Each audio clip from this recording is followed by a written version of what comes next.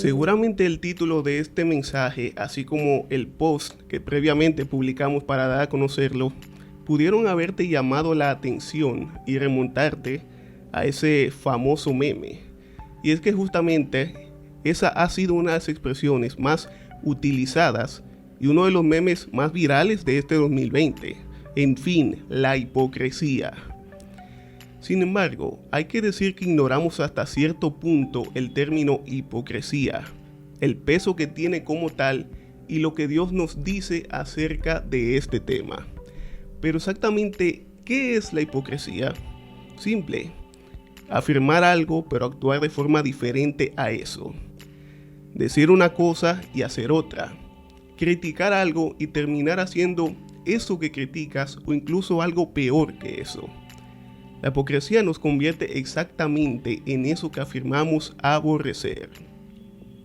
Dios dijo algo muy duro pero real a través del profeta Isaías en el capítulo 29, versículo 13, y que más tarde Jesús volvería a enfatizar. Dice pues el Señor: porque este pueblo se acerca a mí con su boca y con sus labios me honra, pero su corazón está lejos de mí y su temor de mí no es más que un mandamiento de hombres que les ha sido enseñado. Y ya más adelante en el Nuevo Testamento, el mismo Juan el Bautista también toca este cortante pero importante tema de la hipocresía. Y es que desglosar este tema es una labor casi titánica por todo lo que esto implica y conlleva, y quizás no nos alcance todo el tiempo de este mensaje para poder desmenuzarlo. Pero dentro de los 3 puntos vamos a analizar parte de la hipocresía y de lo dañina que puede llegar a ser esta práctica. Punto 1. Predicar sin practicar. Sí, así se llama, predicar sin practicar. Como vimos en la definición de hipocresía, se trata de decir una cosa pero hacer otra. Como dice el dicho, lo que hacemos con la mano lo desbaratamos con los pies. Como cristianos sufrimos de ciertos males que, sin exagerar, son tan peligrosos y contagiosos, incluso como el mismo COVID. Sin exagerar, repito. Se tratan de la blasfemia, el insulto, el criticar al otro, sea en público o a sus espaldas, ya sea porque vemos que falla en algo como si nosotros mismos fuéramos infalibles. Porque no es, no vive, no piensa, no actúa, no habla o no se viste como nosotros. O incluso porque esa persona no haya tenido una relación con Dios y nosotros sí, privando en santurrones. Ahí sin querer mezclé México y Dominicana. Fijarnos en las faltas de los demás y criticarlas de manera destructiva no nos hace mejores personas. Todo lo contrario, esas prácticas lo que nos hacen es cometer fallas al instante, porque inmediatamente ahí queda en manifiesto nuestra falta de amor. Y es justo ahí donde debemos traer a colación 1 de Juan 2, del versículo 9 al versículo 11. El que dice que está en luz y aborrece a su hermano está todavía en tinieblas.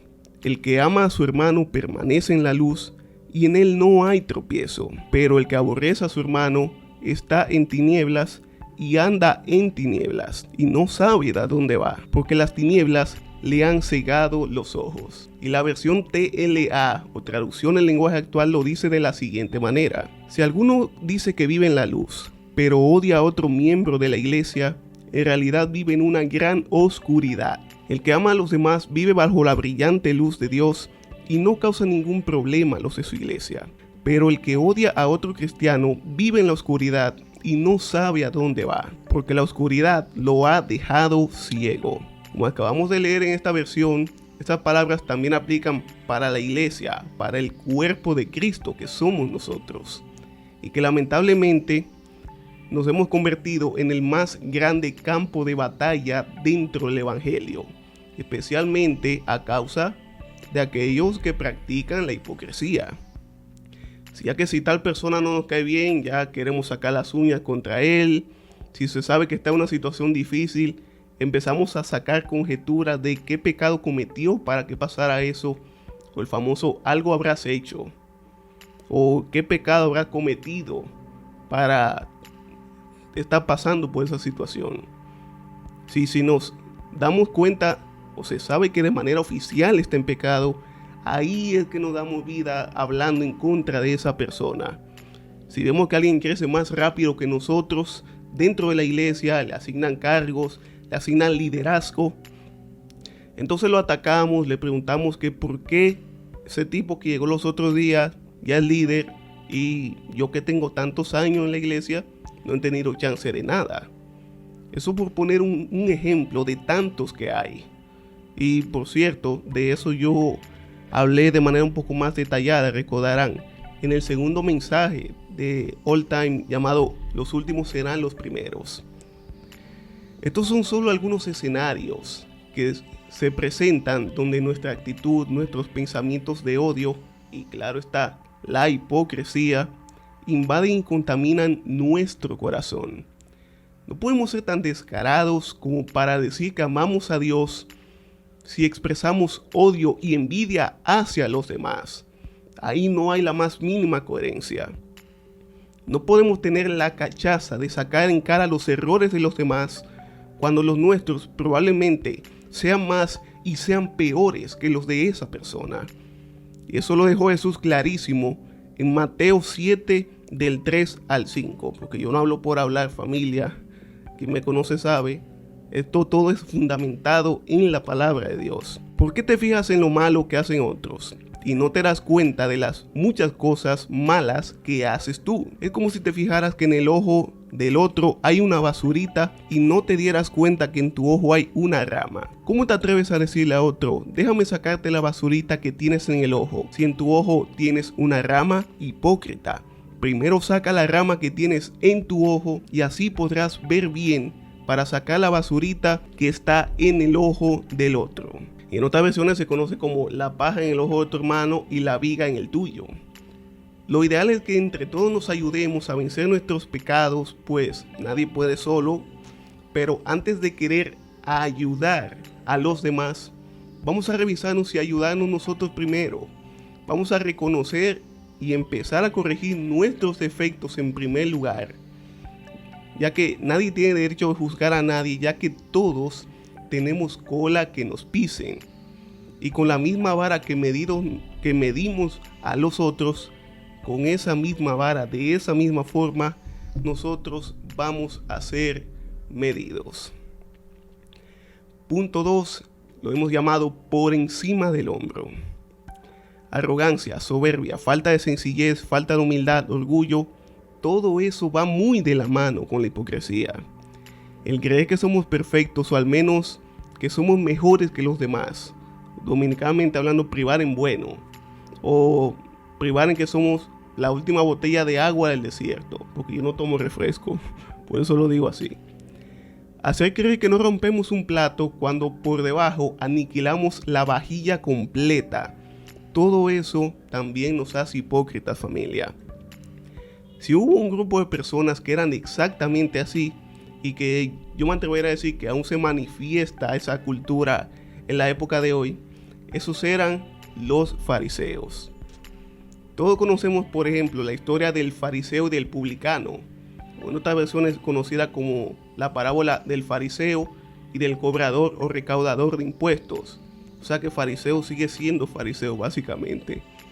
Y en otras versiones, como la que vamos a leer, que es la TLA, la versión favorita de ciertos amigos míos y de All Time también, lo simplifica como el hombre orgulloso y el hombre humilde. Pero vamos a dejar que sea Jesús que nos cuente esa parábola. Una vez Jesús estuvo hablando con unas personas, de esas que se creen muy buenas y que siempre están despreciando a los demás. A estas, Jesús les puso este ejemplo. 2 hombres fueron al templo a orar. Uno de ellos era fariseo y el otro era cobrador de impuestos. Puesto de pie, el fariseo oraba así: Dios, te doy gracias porque no soy como los demás hombres. Ellos son ladrones y malvados y engañan a sus esposas con otras mujeres. Tampoco soy como ese cobrador de impuestos. Yo ayuno 2 veces por semana y te doy la 10ª parte de todo lo que gano. El cobrador de impuestos, en cambio, se quedó un poco más atrás. Ni siquiera se atrevía a levantar la mirada hacia el cielo, sino que se daba golpes en el pecho y decía: Dios, ten compasión de mí y perdóname por todo lo malo que he hecho. Cuando terminó de contar esto, Jesús les dijo a aquellos hombres: les aseguro que, cuando el cobrador de impuestos regresó a su casa, Dios ya lo había perdonado. Pero al fariseo no, porque los que se creen más importantes que los demás son los menos valiosos para Dios.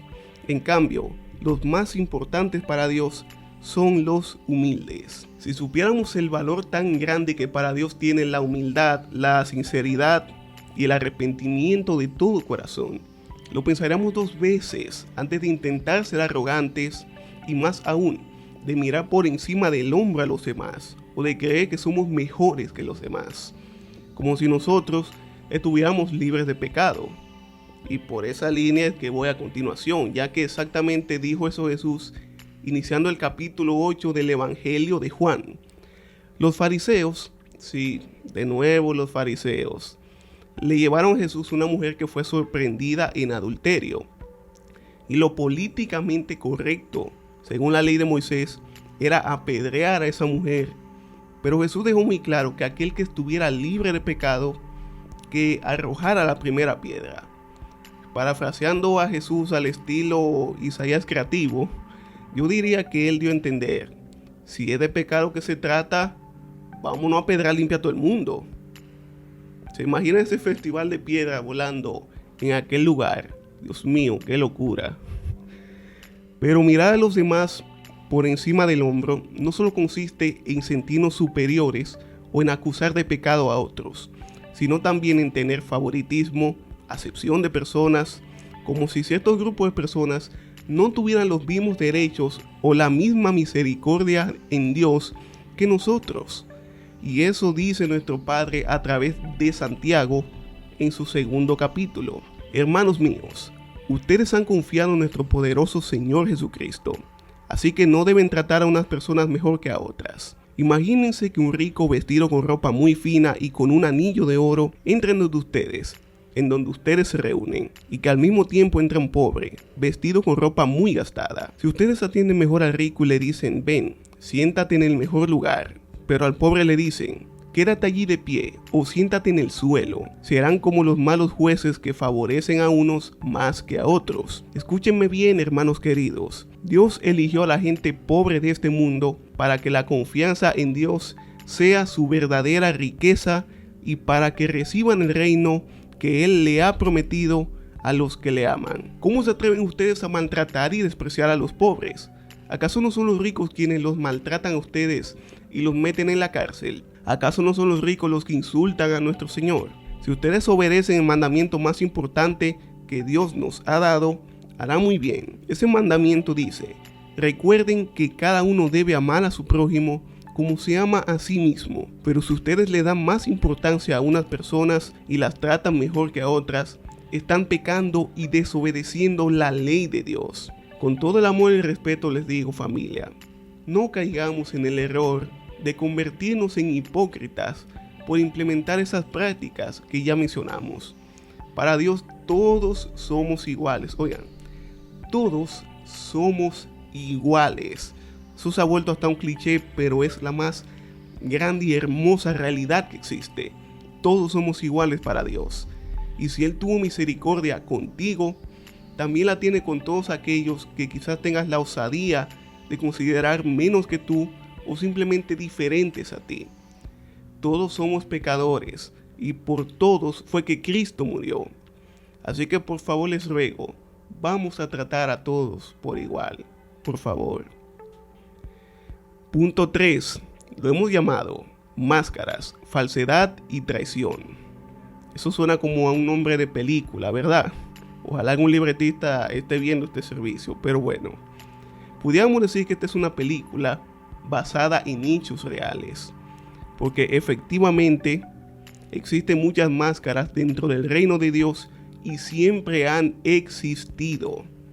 Hace una semana en la célula de los viernes Focus, el tema fue justamente acerca de las máscaras, excelentemente bien impartido por nuestro amigo y colaborador y aliado José Alberto Lugo.